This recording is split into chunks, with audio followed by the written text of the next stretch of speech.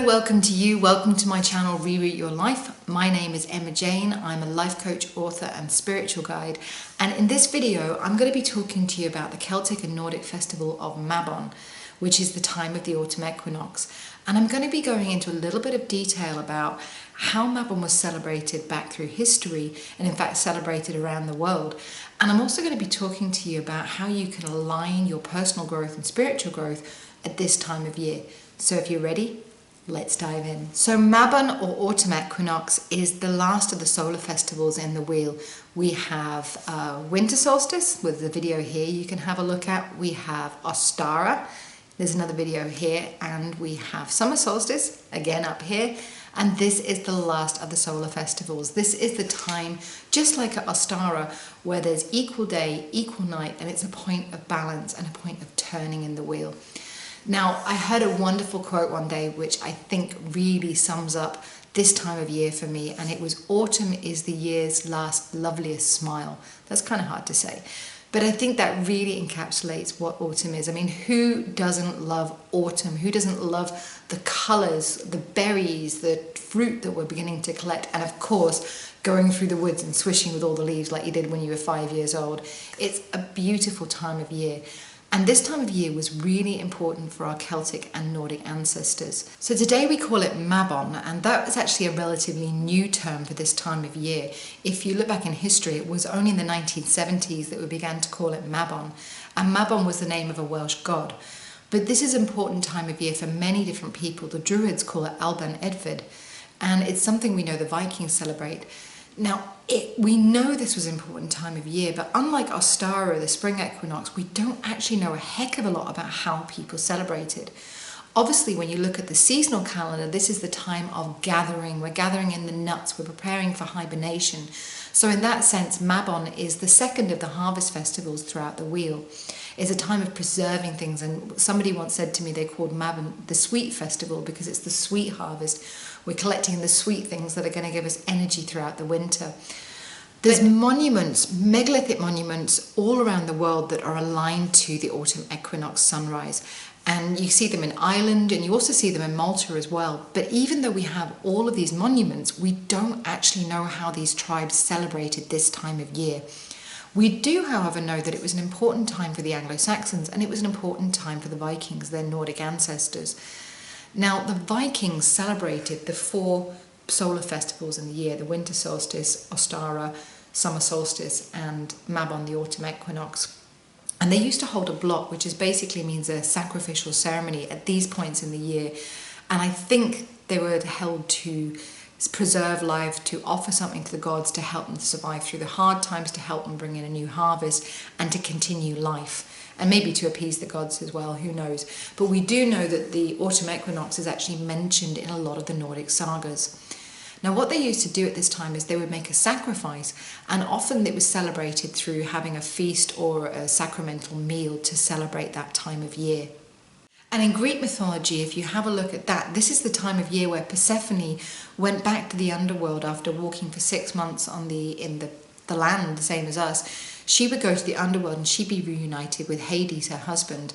Now, this is obviously the time that her mother Demeter, the goddess of the harvest, the fertility goddess, began to mourn for her daughter. So plants died, leaves fell from the trees, and there was no food around at this time of the year. So it symbolizes, in many different parts of the world, the beginning of the winter. Now, one of the things that we do know is that although we don't know exactly how our ancestors celebrated, we do see, if you look at modern celebrations, or at least in the last couple of 100 years in the Christian calendar, for example, this is celebrated again as a harvest festival.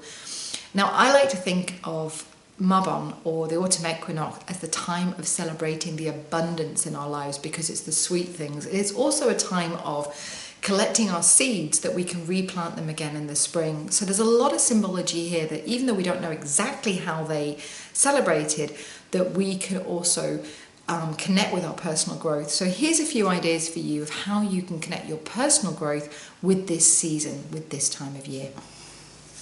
As I said before, I like to think of Mabon as the sweet harvest, because it's the berry harvest. It's the time where you're gathering those berries and turning them into jams and jellies to help you get through the winter. So I think this is a really good time to check in with your achievements for this wheel, what you're proud of, what you can see as the abundance in your life.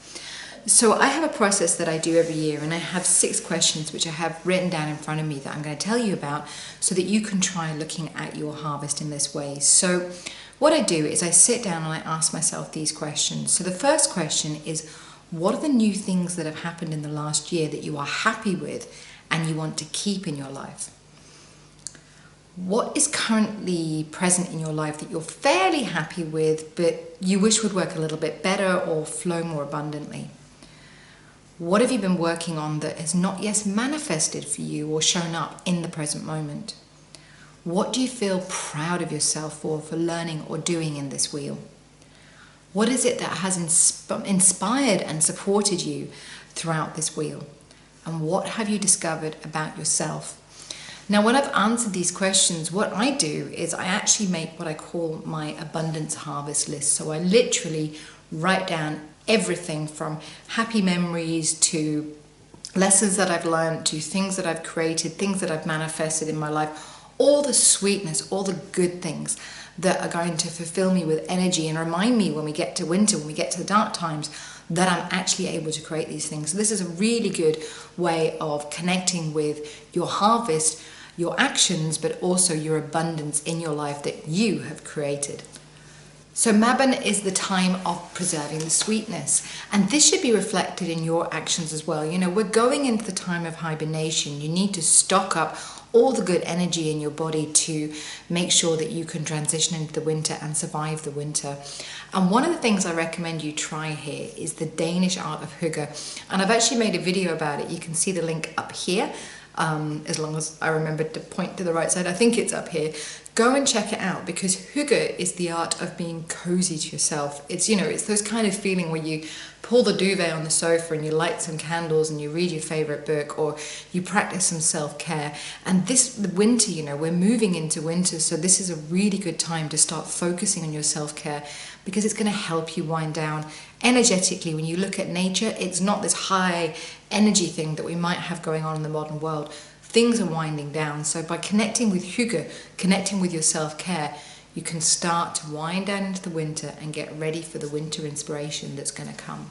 One of the biggest messages of both spring equinox and autumn equinox is about balance, because we have this equal day and equal night. Now, I think this, for me at least, I find that it's more necessary before going into the winter to really rebalance myself. And there's lots of different things you can do to do that. One of the best is obviously rebalancing your chakras, because energetically that helps you just align yourself and your body. And I have a video that I'll put the link up here so you can go and try a chakra rebalancing meditation. But you can also do this in the ways of practicing yoga or practicing mindfulness.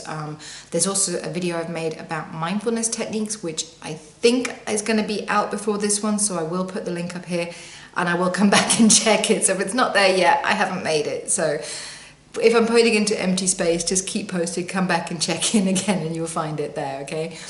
But try rebalancing yourself, try rebalancing within yourself. Maybe having a look at another way of doing it is, you know, we have the spring the spring clean at Ostara, the spring equinox. Actually doing a clean before you go into the house more in the winter is a really good way of rebalancing.